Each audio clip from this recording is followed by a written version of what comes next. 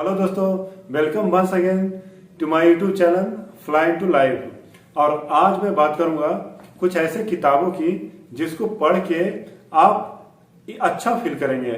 आपकी लाइफ में कोई भी परेशानी हो, चाहे वो रिलेशनशिप की वजह से हो, चाहे ऑफिस की वजह से हो, चाहे पैसे की वजह से हो, आप किसी भी परेशानी को दूर कर सकते हैं। परेशानी हमारे मन में होती है, वो बाहर नहीं होती है। तो अगर आप अपने साइकोलॉजी को समझ सकते हैं अच्छी तरह से, तो आप कोई भी परेशानी आपको महसूस ही नहीं होगी। आपके सामने प्रॉब्लम्स आएंगे बट आप उसके सॉल्यूशन पे ध्यान देंगे, ना कि प्रॉब्लम्स को।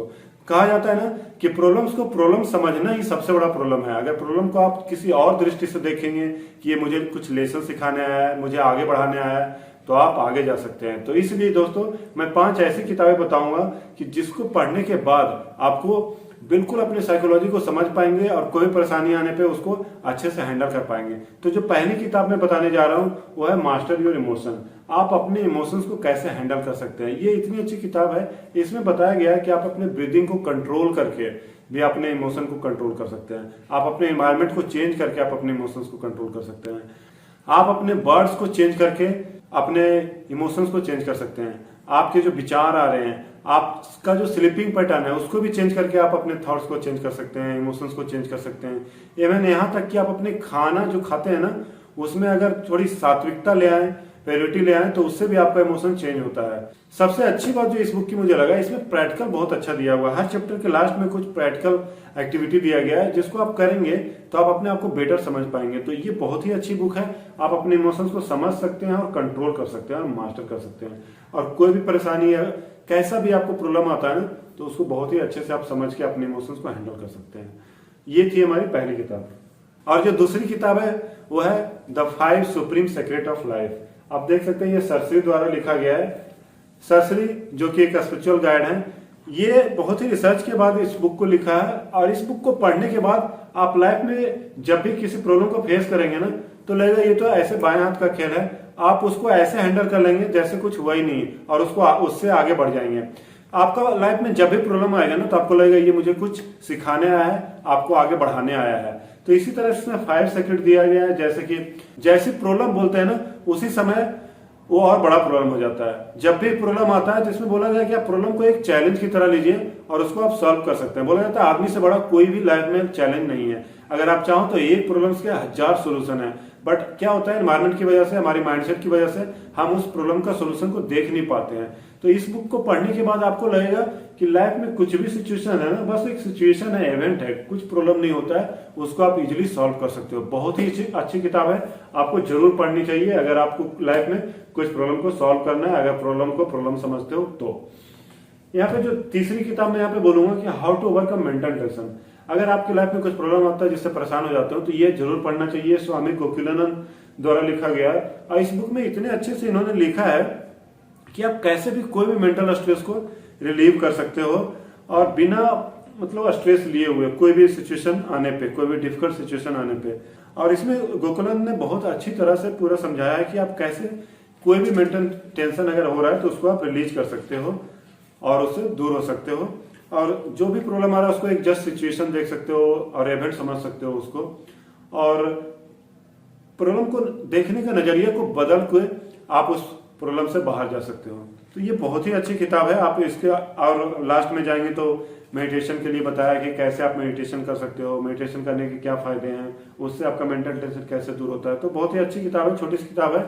इसको मैं रेलवे स्टेशन पे लिया था और मुझे इसको पढ़ने के बाद इतना अच्छा लगा कि रियली मतलब कभी कभी छोटी किताबें बहुत अच्छी होती है और बहुत ही अच्छा कुछ सिखा के जाती है।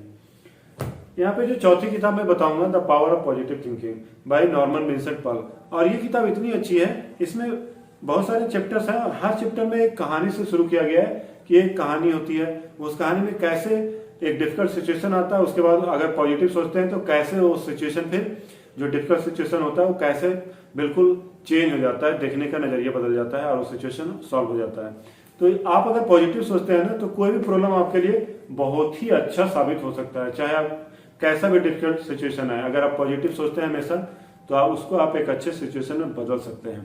तो जी हाँ, इसको जरूर पढ़ना चाहिए और हमेशा पॉजिटिव थिंकिंग बना के रखिए, क्योंकि लाइफ में कुछ भी आ रहा है ना, वो हमेशा आपको एक अच्छे गाइडेंस देने के लिए आ रहा है, आपको एक अच्छे सीख देने के लिए आ रहा है और आपको आगे ले जाने के लिए आ रहा है। बस ये दिमाग में रखिएगा तो हमेशा आप आगे जा सकते हैं।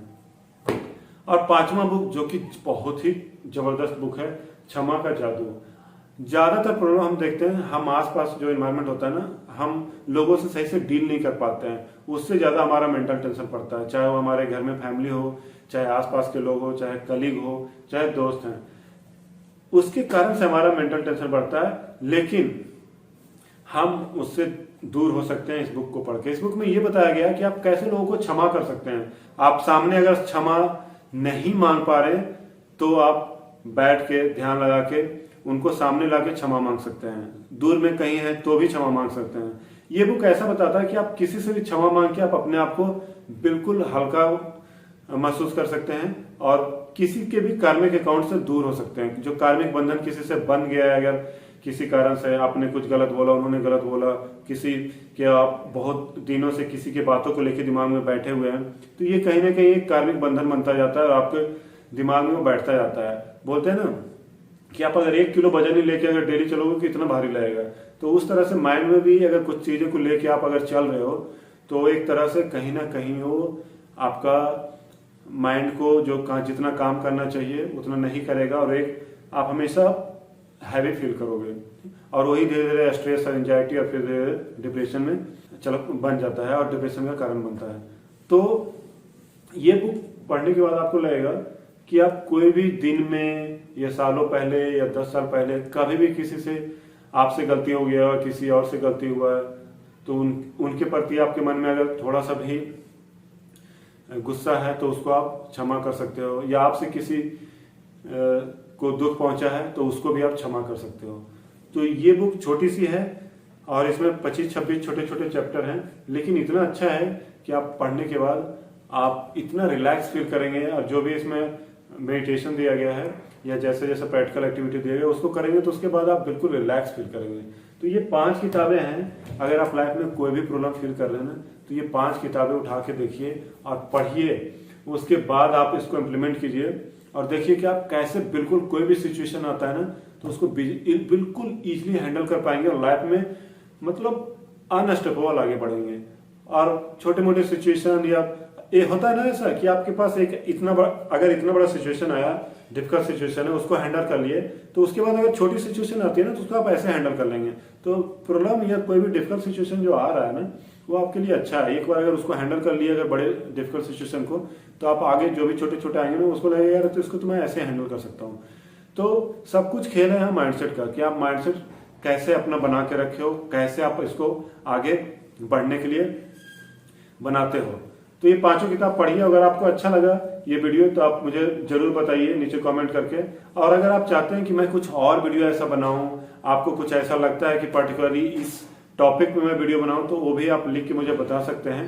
Thank you so much. Thank you.